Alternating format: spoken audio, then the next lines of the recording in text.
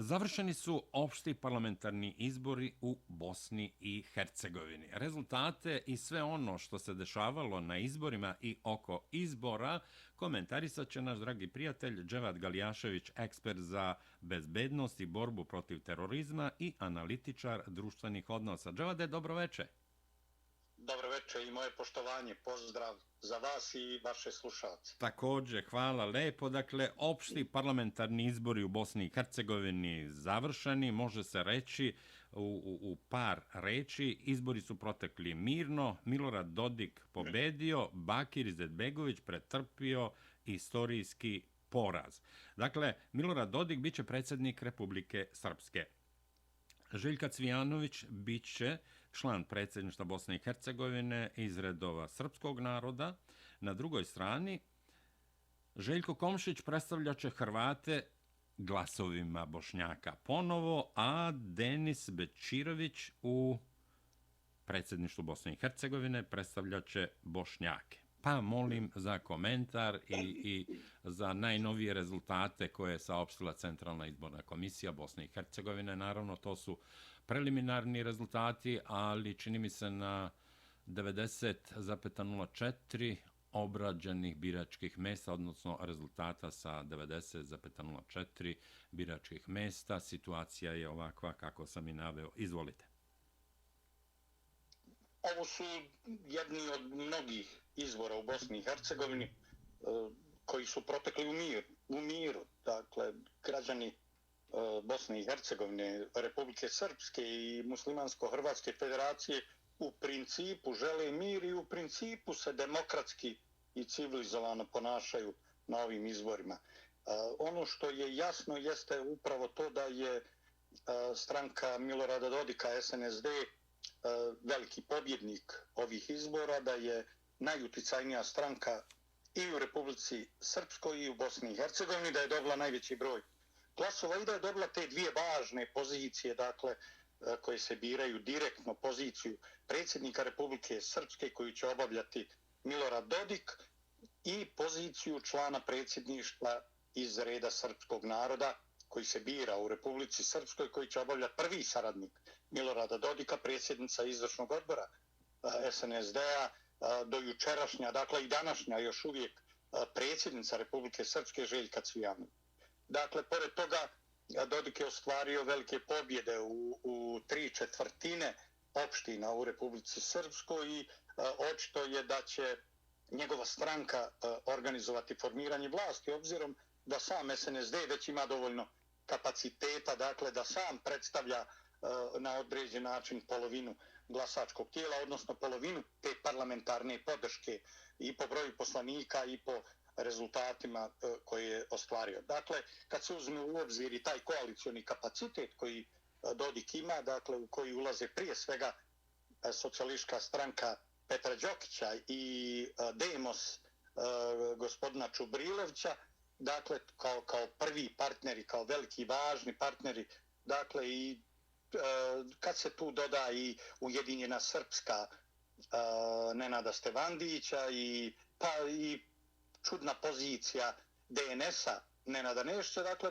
jasno je da bi predsjednik Dodik i u ovom slučaju SNSD mogli da predvode koaliciju koja bi imala više od 2/3 podrške u samom parlamentu i bila sposobna da očuva stabilnost Republike Srpske. Dakle, to i jeste bila borba, dakle, i to i jeste bila onaj sukob koji se ovdje odvijao na samim izborima. Dakle, iako smo mi vidjeli odmjeravanja određenih političkih stranaka, odnos kandidate SDS-a i PDP-a, dakle, u suštini su se sudarile dvije važne političke ideje. Dakle, u suštini ovi izbori su bili svjedok u vremenu sukoba, dakle, jedne političke ideje obezdržavljene Bosne i Hercegovine kao protektorata. Tu ideju u stvari predvode zapadne zemlje,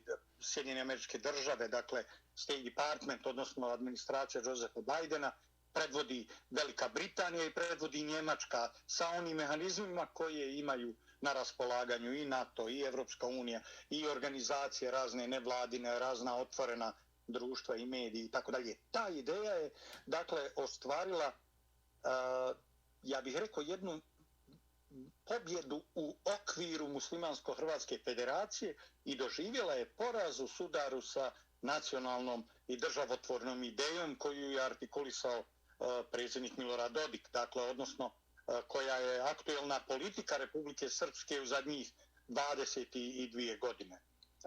Dakle, doživjeli su poraz, oni nisu uspjeli promijeniti ljude iz Republike Srpske, nisu uspjeli, dakle, Dodika poraziti, iako se vidjelo da je tu bilo raznih vrsta političkih igara ili preračunavanja koja su pravljena, iako je tu bilo pomalo i sumnjivih situacija u vezi sa glasanjem pojedinih koalicionih partnera za Milorada Dodika kao predsjednika Republike Srpske, jer kada se pogledaju glasovi njegove koalicije, njegovih koalicionih partnera, dakle dosadašnjih, i njihovu javnu podršku kandidatima Željki Cvijanović i Miloradu Dodiku, možemo vidjeti da je ta podrška bila jača za Željku Cvijanovića nego za Milorada Dodika, što može i mora biti pokazatelj jedne vrste političke igre, jedne vrste režije, jedne vrste dogovorene,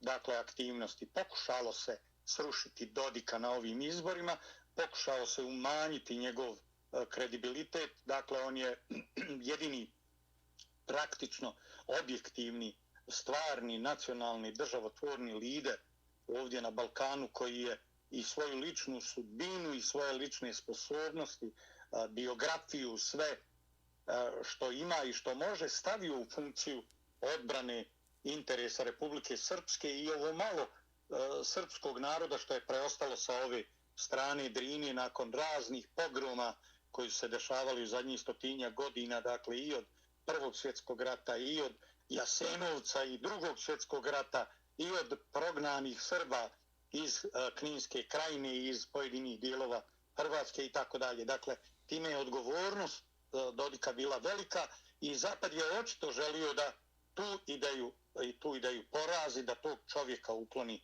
sa političke scene. Dakle, u tom smislu ovo je velika pobjeda jedne ideje u kojoj Republika Srpska autonomno vodi svoju politiku upravo onako kako je u stvari Dejtonskim sporazumom dogovoreno, dakle sporazumom koji je Republiku Srpsku upravo stavio u rang države koja brine o sebi, dakle koja zarađuje za sebe, koja ne gura ruke u tuđe džepove, dakle što radi federacija, što radi političko Sarajevo, nego sama se brine o sebi. Dakle, i to je pred nama taj naredni period, dakle, bit će rezultat upravo ovih izbornih rezultata.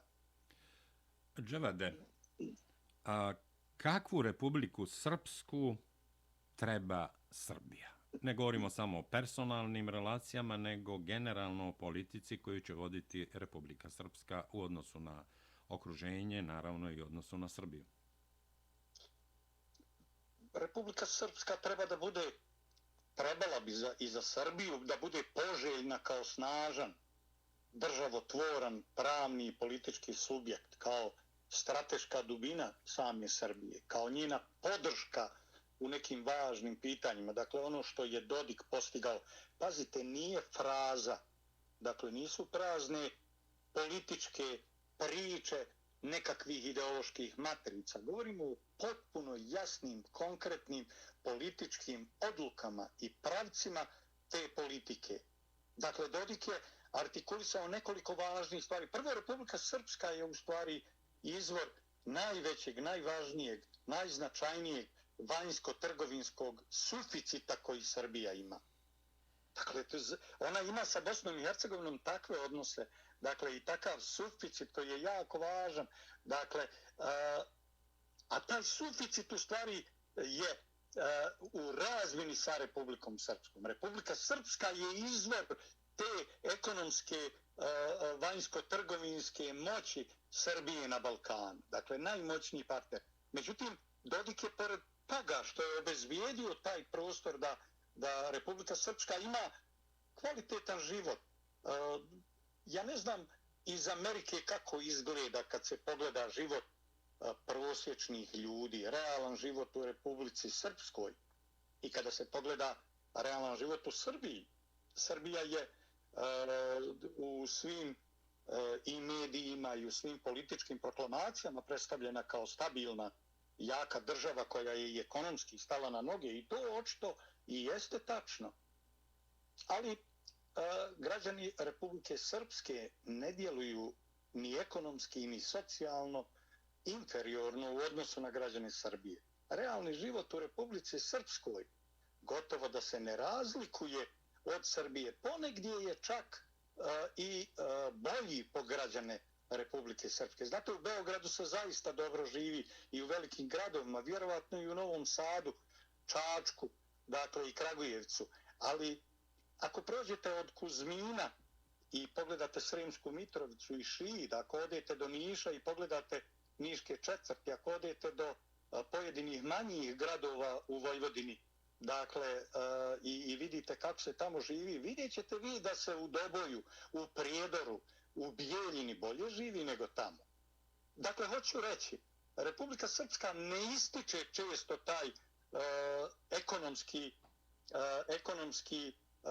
nekakav ekonomski uspjeh i socijalni uspjeh koji postiže u uslovima potpune političke konfrontacije sa moćnim zapadnim zemljama. I to upravo oko pitanja svoje suverenosti, svoga integriteta državnog i političkog. Dakle, vrlo često za Republiku Srpsku je najvažnije pitanje da je uspjela odbraniti neku od svojih nadležnosti, da je neku od svojih institucija uspjela zaštititi i da je neko svoje pravo odbranila u tom sukobu sa Golijatom, dakle zapadnim Golijatom i političkim Sarajevom, odnosno Bošnjacima koji stoje iza tih i sukoba i iza želje da se razvlasti i srpski narod i Republika Srpska. Tako da Republika Srpska više debatuje o tome, ali hoću reći da realni život u Republici Srpskoj, obzirom na poziciju koju ona ima, nije ništa lošiji nego realni život u Srbiji, koja je vrlo kooperativna i sarađuje sa Zapadom. Čak možemo ići i korak dalje. Ako pogledate Hrvatsku, koja je zemlja članica Evropske unije, ni tamo život nije odmakao nešto da bi se Banja Lučani, Prijedorčani i Dobojlije stidili kada odu u Hrvatsku ili da bi se osjećali inferiorni zbog slabe odjeće, slabog automobila ili bilo čega, slabe novčane moći da sjede u elitnim restoranima i obilaze klubove elitne. Dakle, život u Republici Srpskoj je kao i svugdje na Balkanu težak. Da, mi nismo bogati, mi još uvijek puno moramo sabirati, oduzimati, puno računati da bismo izdržali razne vrste socijalnih nedaća, ali u osnovi njih generišu ti stalni pritisci sa zapada. Hoću reći sada kada uporedite zemlju koja je ušla u krilo zapadnih država, Hrvatsku, ili uporedite Srbiju koja je kooperativna i politički jaka, ili čak pogledate bošnjački dio koji je poslušan, poltronski odan svakoj imperiji koja je vladala Balkanom i vladala Bosnom i Hercegovinom. Ništa oni bolje ne žive. Republika Srpska je uspjela, dakle, da u vrijeme teških političkih konfrontacija za svoj status, za svoj položaj, dakle, sačuva i minimum tih ekonomskih sposobnosti da gradi, da investira i da se kako tako živi i izdrži. Dakle, to je jedan aspekt o kome se manje govori. Ono što jeste političko pitanje i o čemu se mora govoriti, dakle, kad se odgovara na vaše pitanje kakva Republika Srpska treba Srbiji. Dakle, treba je Republika Srpska koja će od Bosne i Hercegovine napraviti jedinu prijateljsku zemlju, dakle, bivše Jugoslavije prema Srbiji. To je Bosna i Hercegovina danas.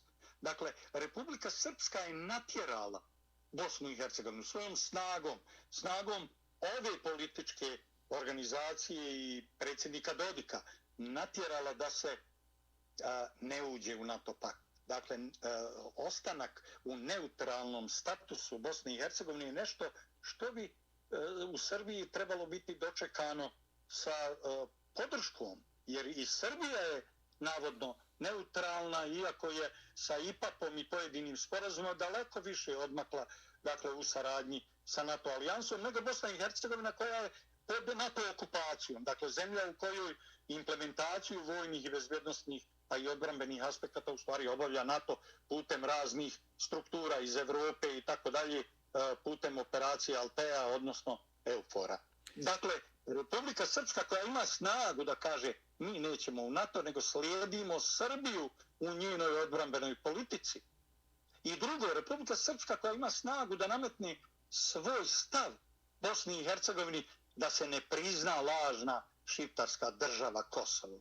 Dakle, da se učini sve da to ne bude država, da se ne uništi jedan istorijski i kulturni identitet koji su tamo Srbi sijali desetinama vijekova i vijekova. Tamo nijedna riječica nema albanski naziv ili nije imala do okupacije 99. Nijedna ulica, nijedan toponim, nijedno selo, nijedno naselje. Dakle, svi tragovi govore da su na Kosovu u stvari živjeli i da su ga gradili Srbi i da su gradili sebe na tom Kosovu. Dakle, ne priznati tu lažnu državu Kosovo znači stati i geostrateški iza interesa Srbije. Dakle, nije knez Lazar otišao sa vojskom da brani Kosovo samo zbog identiteta i zbog mita. Otišao jer je vojnički znao da se Srbija ne može braniti u Nišu niti u Beogradu i da se mora braniti tu gdje je i teže prebacivanje trupa preko visokih planina, teži dolazak i da se Srbija može samo braniti na Kosovu. Iako pada Kosovo u prodoru neprijateljskih zemalja sa istoka, dakle pada i Srbija je u vrlo nezavidnoj poziciji. Dakle, i geostrateški i identitetski Kosovo je bilo važno i zato je važan taj stav Republike Srpske ne za lažnu državu Kosovo. Svakako je i častan politički i snažan stav Milorada Dodika i Republike Srpske ne za uvođenje sankcija Rusiji. Bilo bi ismijavanje vlastite bliske istorije u kojoj su Srbi granatirani, bombardovani od NATO pakta i u Kninskoj krajini, dakle u Republici Kninskoj krajini i u Republici Srpskoj i na kraju u Srbiji. Samo su Srbi na Balkanu bombardovani od NATO alijanse i samo su Srbi osjetili šta znači kada vam ta alijansa još uvede ekonomske i druge vrste sankcija.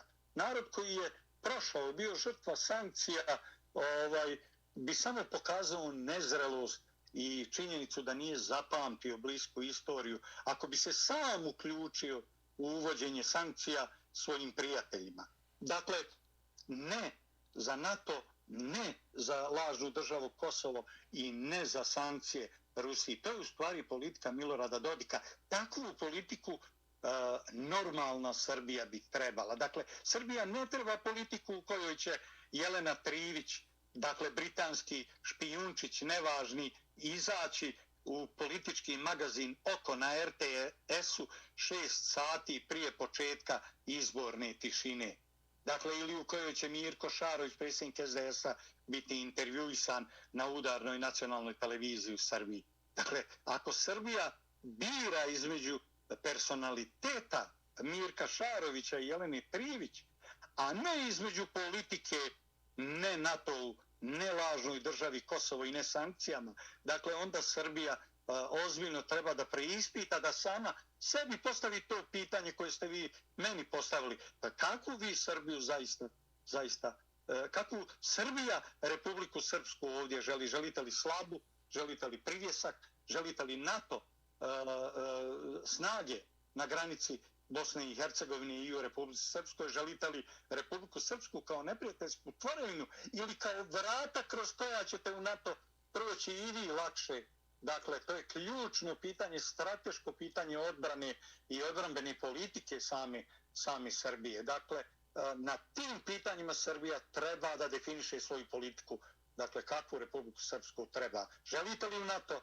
Želite li zaista priznati Kosovo i želite li uvesti sankcije Rusiji? Onda vam je ova Republika Srpska smetnja. Onda morate dovesti te britanske ili američke ili njemačke špijune na vlast kako biste ta pitanja polomili i kako biste ponovo u nacionalnom smislu, u smislu promocije nacionalne ideologije u stvari dominirali. Dakle, ja se nadam da Srbija podržava i ja vjerujem u dobre odnose Banja Luke i Beograda. Oni su nužnost, oni su važni. Vidio sam da predsjednik Dodik i predsjednik Vučić sarađuju, da se nalaze na raznim skupovima, da razmjenjuju dakle i poruke i da su informisani o tome šta se radi, da na određen način koordiniraju određenim poslovima i nadam se da ne postoje dovoljno snažne odmetnute snage u Srbiji koje mogu učiniti nešto drugo i posvađati Republiku Srpsku i Srbiju. To bi bila najveća šteta. To nikome ne treba, to nikome ne koristi. Dakle, onaj koji bi to radio je zaista neprijatelj, dakle, srpskog jedinstva i srpske nacionalne politike. Nacionalno jedinstvo je potrebno u stvari i nacionalna politika i nacionalna snaga srpskog naroda je potrebna jer su svi drugi narodi na Balkanu, pogotovo narodi bivše Jugoslavije, razvijali se u nedržavotvornoj svijesti. Razvijali se kao sluge određenih velikih imperija, nisu dovoljno izbrusili tu ideju vlastite nacionalne države i nisu spremni da se bore za nju. I ako nam Srbi ne pokažu kako se treba boriti za svoju državu, onda vjerujte, ni Bošnjaci, ni Hrvati, ni Slovenci nikada neće ni znati šta u stvari znači nacionalna država i zašto je ona tako važna za opstanak i kulture, i identiteta, i interesa jednog naroda. Nadam se da takvu Srbiju, takvu Republiku Srpsku Srbija treba i da razumije šta je u stvari se desilo, zašto je ova pobjeda važna, kakva je Republika Srpska pobjedila. Pobjedila je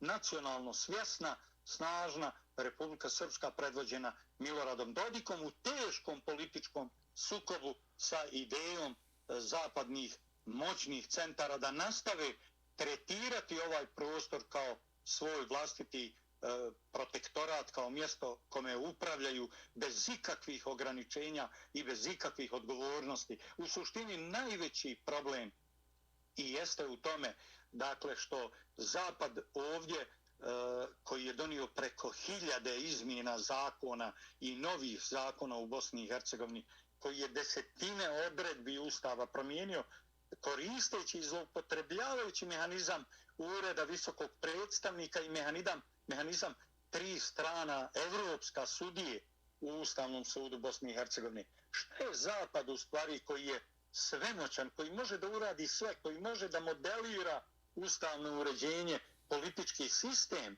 i da donosi zakone?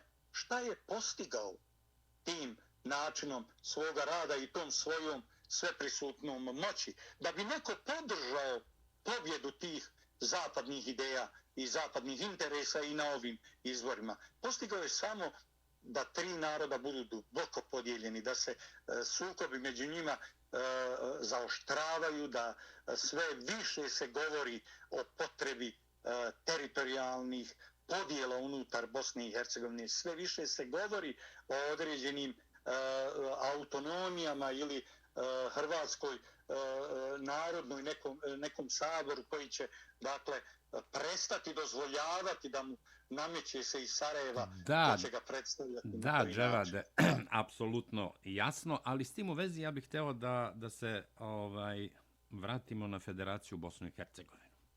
Dakle, čuli smo, tamo je glasovima Bošnjaka za hrvatskog člana predsjedništva izabran Željko Komšić. Porazio je, pod navodnicima porazio, Borjanu Krišto. Na drugoj strani, istorijski poraz Bakira Izetbegovića, bošnjački član predsjedništva, bit će Denis Bečirović. Međutim, htio bih samo da apostrofiram reakcije iz Hrvatske. Naime, Andrej Plenković, predsjednik vlade Hrvatske, saopštio: preglasavanje u Republici Bosni i Hercegovini je nezdrava poruka za odnose između konstitutivnih naroda u Bosni i Hercegovini. To se dogodilo 4. put od 2006. godine, što znači da u periodu od 20 godina, 16 godina imamo hrvatskog člana predsjedništva koga nisu izabrali Hrvati. Zoran Milanović, predsjednik Republike Hrvatske, kaže: imao sam dobre odnose sa političarima u Bosni i Hercegovini poput Željka Komšića, ali sam shvatio da su oni prevaranti i da sa tim ljudima ne može da se veruje.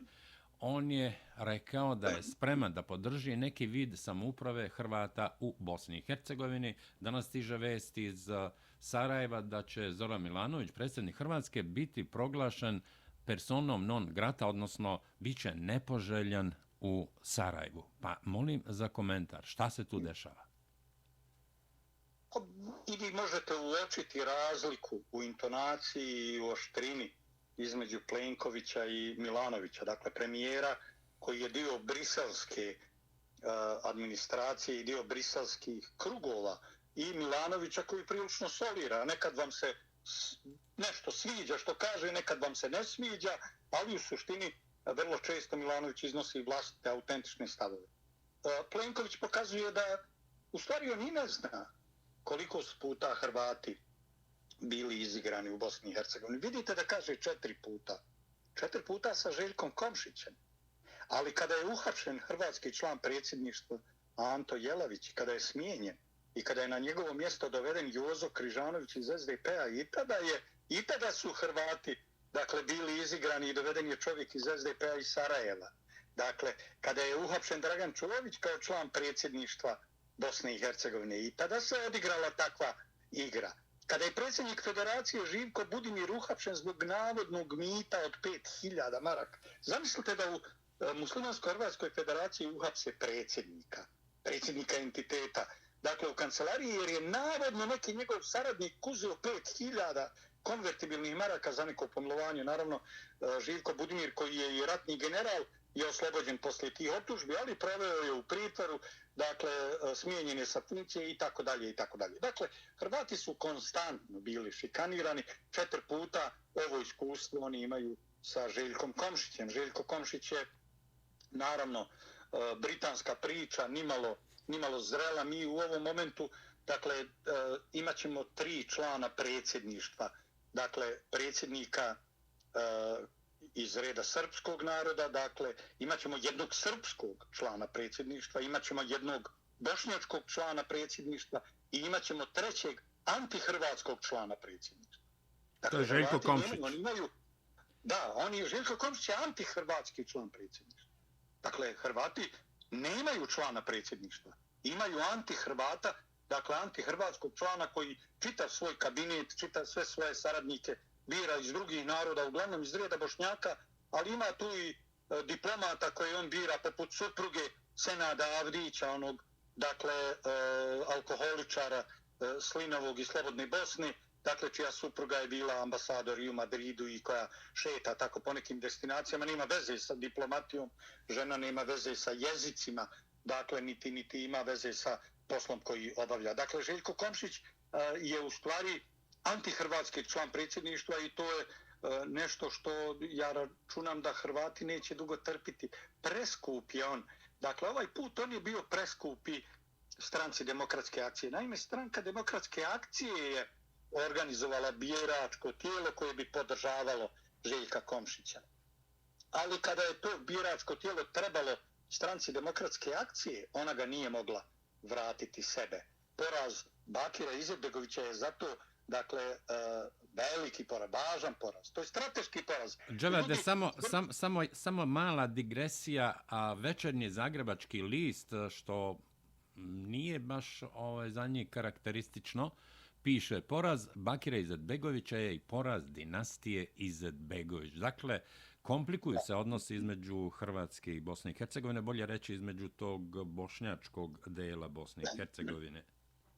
Da, upravo, pa dobro su razumjeli, dakle, i više od dinastije. Izetbegovići vladaju 30 godina, ali oni su ideološki, psihološki, dakle, i politički otrovali bošnjački nacionalni duh. Otrovali, usmjerili ga na jedan krivi put sa koga praktično vi više nemate povratka na prave staze bez velikih lomova. Dakle, kada se utvrdi taj pogrešan pravac kretanja i kada se krene svom silom, kada krene, dakle, čitav jedan narod, to je onda veliko lutanje. Dakle, zato je poraz Bakira Izetbegovića poraz ideologije, ne samo poraz porodične oligarhije i dinastije Izetbegovića, nego poraz ideologije takozvanog osvajanja prostora islamizacijom, džihadom i kao krajnjim rezultatom formiranja islamske države. Alija Izetbegović je kroz proces pojačane islamizacije vlastitog naroda pravio pritisak na druge narode, time ojačavao, dakle, taj biološki potencijal, ali i etnički i politički potencijal Bošnjaka koji su, dakle, tako radikalno islamizirani, u stvari izgubili osjećaj o zajedničkoj državi, o činjenici da Bosna i Hercegovina treba biti zajednička država, a kad je zajednička, onda se o njoj treba dogovarati, onda o njoj treba razgovarati, onda ne možete provocirati strance da pojedinim nezakonitim, nemoralnim rješenjima oblikuju vam državu, dakle, i dalje produbljuju sukobe među drugim narodima. Dakle, ovo je kraj ideologije Alije Izetbegovića, bez obzira što ja bih rekao u političkom, operativnom smislu, SDP se puno ne razlikuje u smislu strateških ciljeva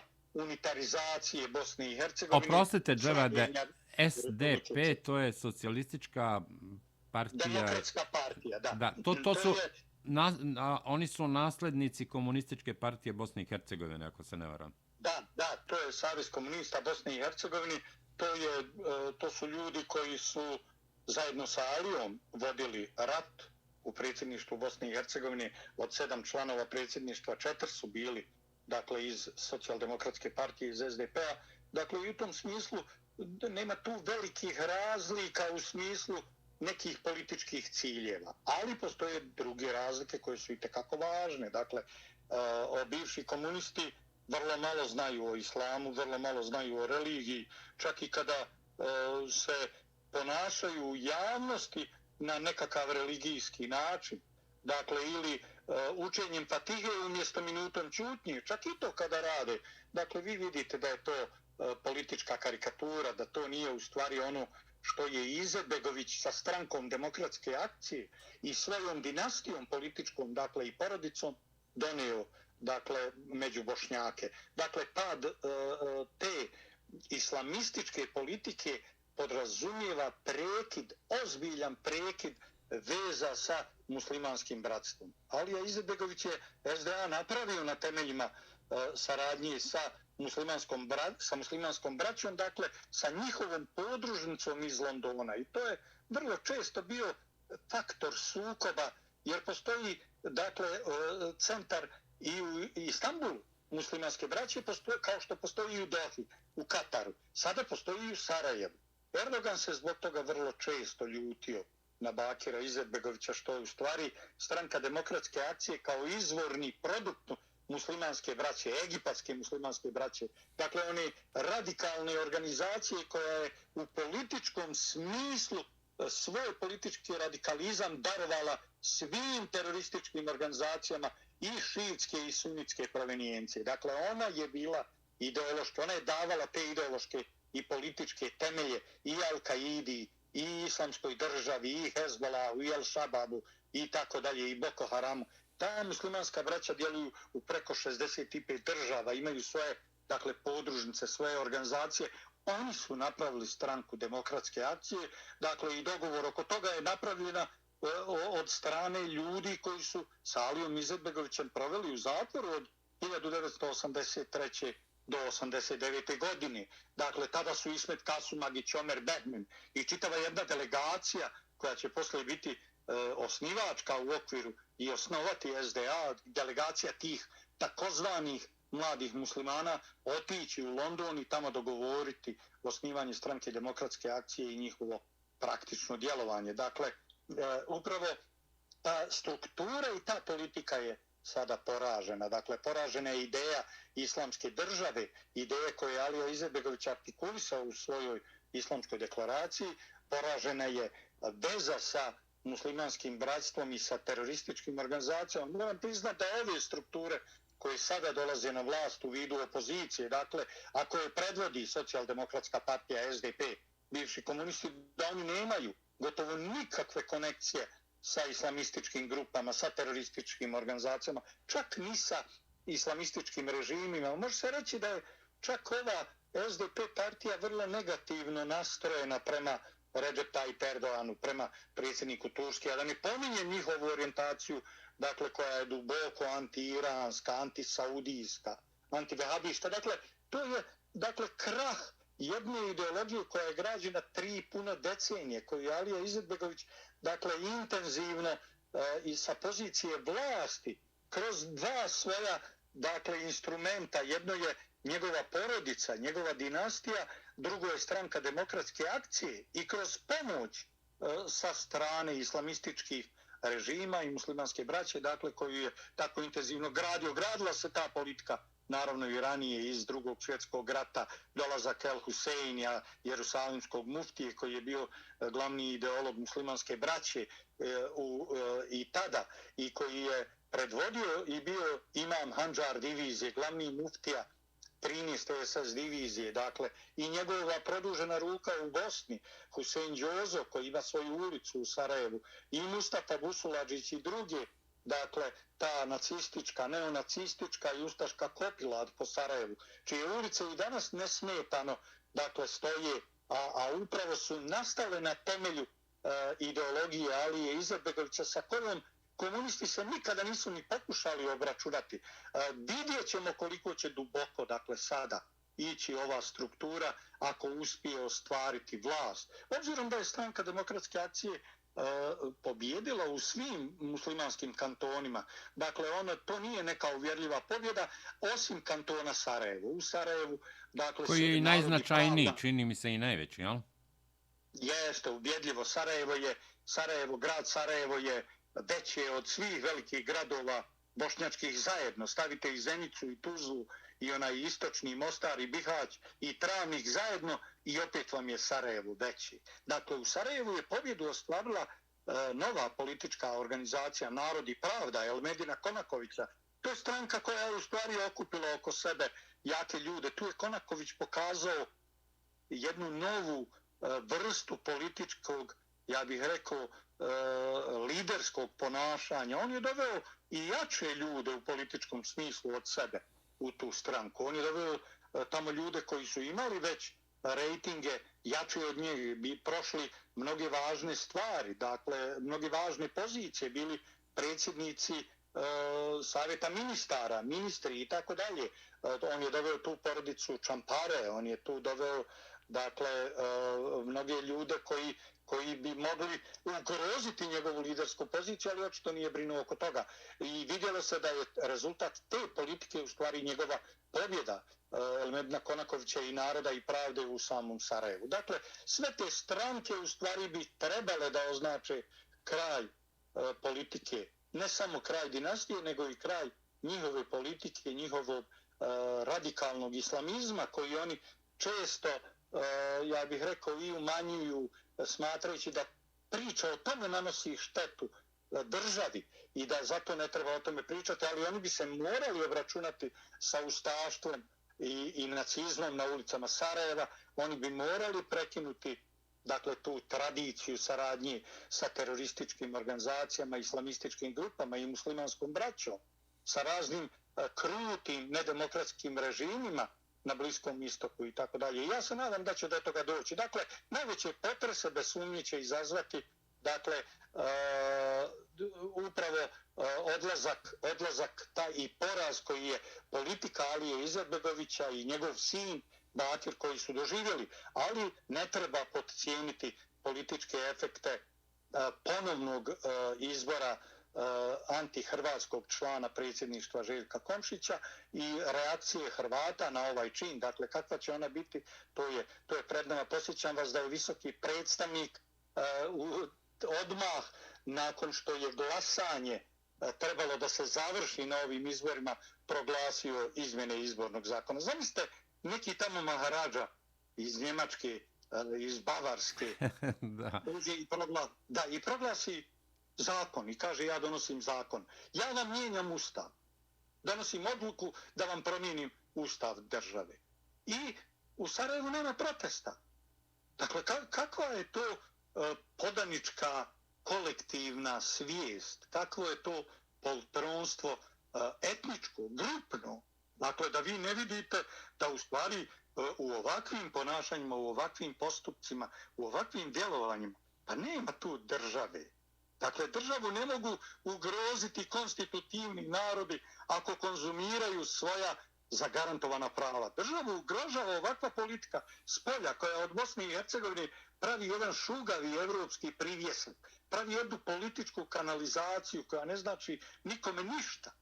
Dakle, i to je dakle, ta politika dakle, je u stvari podržana iz Sarajeva. Sarajevo je izgubilo taj svoj intelektualni kapacitet, ali se nadam da će ovaj Tuzlak, dakle, Denis Bećirović i čovjek iz Konjica, koji je predsjednik SDP-a, Nermin Nikšić, zatim da će tu i sportista Elmedin Konaković sa saradnicima Avdom Čamparom i Denisom Zvizdićem, koji je snažna biografija u njegovoj stranci. Dakle, da će, pa i naša stranka koja je tu, da će uspjeti da promijeni neke paradigme. Međutim, ako me pitate šta će se dešavati u narednom periodu, naravno da pitam. Vlasti, ali Dževade, samo, pošto imamo još nekih otprilike 5 minuta, nastavit ćete sa ovim što ste započeli, samo da dodam još da se osvrnete na položaj Hrvata u Bosni i Hercegovini kratko, s obzirom na izjave Zorana Milanovića, odnosno njegovu izjavu da se radi o političarima, prevarantima poput Željka Komšića, kojima se ne može verovati. Oni se okoriste činjenicom da Hrvata u Bosni i Hercegovini ima malo i da će on biti spreman da podrži svaki vid teritorijalne samouprave za Hrvate u Bosni i Hercegovini. Najavljuju Sarajevu, kao što smo već rekli, da će on biti nepoželjna ličnost, ali čini mi se da smo dobili informaciju da stranka Most u Hrvatskom saboru traži da se Željko Komšić proglasi personom non grata, odnosno da bude nepoželjan u Hrvatskoj. Izvolite. Jeste, upravo to. Dakle, Hrvati su u Bosni i Hercegovini poniženi, to je bez sumnje, oni su nadglasani, dakle, njihova prava su uzurpirana upravo zato što su najmanji narod. Ako možete to raditi najmanjem narodu, možete to raditi i drugim narodima i mislim da je to dobro u Banja Luci shvaćeno. Ako Hrvati budu do kraja pregaženi, onda možemo i mi, onda smo mi na redu, dakle, i onda će i Republika Srpska biti pregažena. Dakle, otpor Hrvata će biti bez sumnje snažan. Dakle, nemojte sumnjati da ako Hrvati krenu sa određenim političkim odlukama, oni će istrajati na njima. Drugo, njihovi politički koraci neće biti bez podrške Vatikana, bez podrške Berlina, bez podrške iz pojedinih katoličkih centara u Europi. Dakle, Hrvati neće srljati na taj način i poduzimati korake dok ne obezbijede adekvatnu političku podršku za svoje mjere. Dakle, u tom smislu jedan od odgovora bi mogao biti da HDZ ipak ponovo vrati u igru stranku Demokratske akcije, SDA, da SDA na kraju i HDZ zatraže od predsjednika Dodika i SNSD-a da budu dio ponovo zajedničke koalicije na nivou Bosne i Hercegovine i mi bismo imali, dakle, podijeljenu političku moć u Sarajevu, imali bismo s jedne strane u parlamentu i u izvršnoj vlasti uticaj SDA, HDZ, SNSD-a, a sa druge strane imali bismo u samom predsjedništvu Željka Komšića, antihrvatskog člana Denisa Bećirovića i Željku Cvijanović. Dakle, mogu vam reći da je Željko Komšić kao antihrvatski član u sukobu sa SDP-om. On je pocijepao tu partiju i on ih je vratio 10 godina unazad. Dakle, zbog njega su morali odbaciti Zlatka Lagumđiju jer je on bio proizvod te razorne, šminkerske, neodgovorne politike Zlatka Lagumđije. Dakle, u tom smislu Hrvati će vjerovatno poduzeti određene korake. Ono što je za mene isto tako važno i čini mi se da smo to propustili reći, jeste da jutros, dakle koliko jutros je Jelena Trivić protiv kandidat Miloradu Dodiku, dakle i cijelo rukovodstvo PDP-a, Partije demokratskog progresa, za koji mi znamo da su britanski špijuni, da su u stvari muslimanska braća za Republiku Srpsku. Ono što su londonska muslimanska braća u Sarajevu, to su u Banja Luci PDP. Oni su jutros bili u britanskoj ambasadi u Sarajevu. Zamislite da neko ko izgubi na izborima ode u širokoj delegaciji i bude primljen od zamjenika ambasadora sa zahtjevom da se ponove izbori u cijeloj Republici Srpskoj. Zamislite to licemjerje, da se ne skriva taj podanički odnos prema britanskoj politici, dakle i to da ste vi britanski špijuni. Pazite koliko je novca dobila za svoju kampanju ova partija demokratskog progresa i iz američkih izvora. Pa procurio izvještaj jednog od generala Nacionalne bezbjednosne agencije Amerike u kojoj Jelena Trivić traži od Amerikanaca da se umiješa u retoriku SNSD-a. Dakle, da prodaje ovu navodno kvazi patriotsku priču, da nam govori o Republici Srpskoj, a da u stvari sve vrijeme joj radi u glavi. Jer oni kažu tamo ona je spremna da slijedi politiku deinstitucionalizacije i razvlašćivanja Republike Srpske. Ona je spremna da realizuje naše politike slabljenja, dakle, ovog entiteta i uklanjanja blokada. Dakle, kad pogledate tu činjenicu i vidite, dakle, još uvijek se i Hrvati, pogotovo Hrvati, njima je teško, oni nemaju taj mehanizam koji Srbi u Bosni i Hercegovini imaju, taj državotvorni, pravni i ustavni subjekt koji se zove Republika Srpska. Dakle, Hrvati nemaju, oni su malobrojni, oni su zbog toga ugroženi, oni imaju te kantone. A ako donesu odluku o ujedinjenju kantona u jednu teritorijalnu jedinicu i proglase važnost određenih propisa na tom terenu, to će biti opasna igra, jer bi ona morala prije svega negirati legitimitet visokog predstavnika koji bi onda mogao biti instrument njihovog kažnjavanja. Dakle, Hrvati bi morali onda krenuti ovim putem kojim ide i Republika Srpska, a to je taj intervencionizam zapadni, tu, dakle, kancelariju, tu zlokobnu neonacističku kancelariju Ured OHR-a, dakle, staviti konačno tamo gdje pripada, a to je jedno nelegitimno, jedno nelegalno, jedno razvojničko mjesto koje kvari i onako loše odnose između tri ustavna, konstitutivna naroda u Bosni i Hercegovini. Dževade, hvala od srca što ste odvojili vaše vreme i govorili za Srpski radio Čikago. Hvala vama na pozivu.